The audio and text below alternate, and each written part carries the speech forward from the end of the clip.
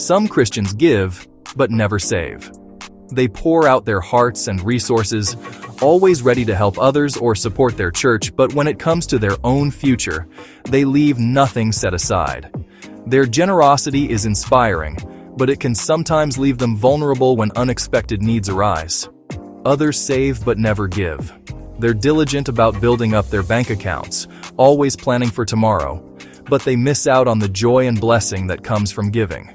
Their financial security grows, but their hearts can feel empty or disconnected from the needs around them. But the Bible teaches us to do both. Here's why tithing and saving are not opposites, but partners. God's wisdom invites us to a balanced life where generosity and stewardship walk hand in hand. Let's start with tithing. Proverbs 3-9 says, "Honor the Lord with your wealth, with the first fruits of all your crops." This means giving God the very best and the very first, not just what's left over at the end of the month. When I tithe, I'm not just handing over money, I'm saying, "God, I trust you first." I'm declaring that everything I have comes from you, and I want to honor you with it. Tithing isn't just a transaction. It's an act of worship, a way to put God at the center of my finances and my life.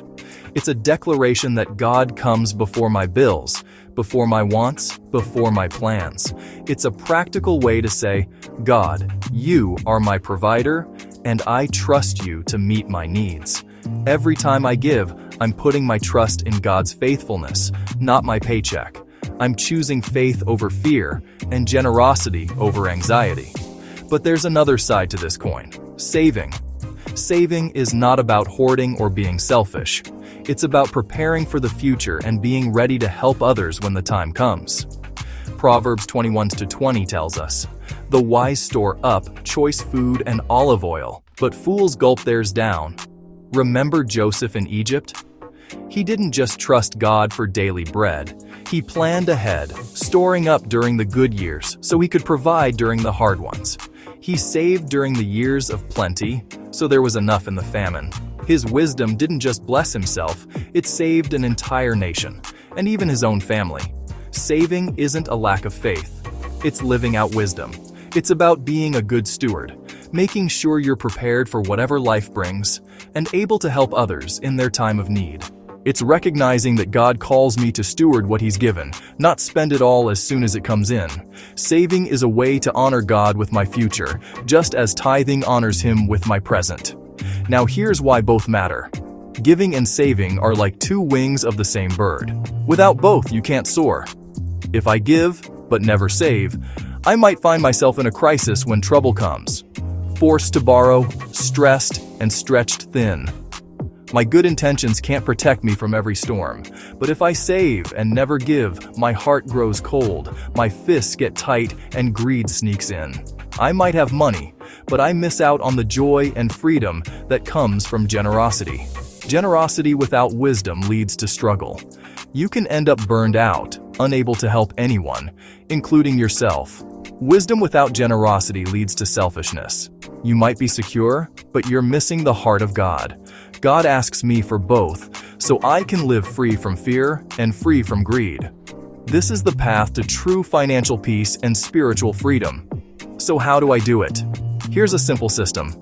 It's not about perfection, but about building habits that honor God and bless your life. First 10%.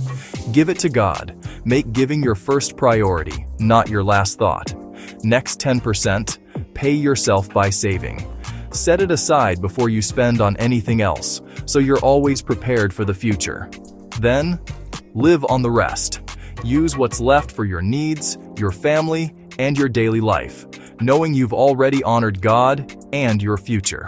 It's simple, it's biblical, and it works. Over time, these small steps add up to big changes in your finances and your faith.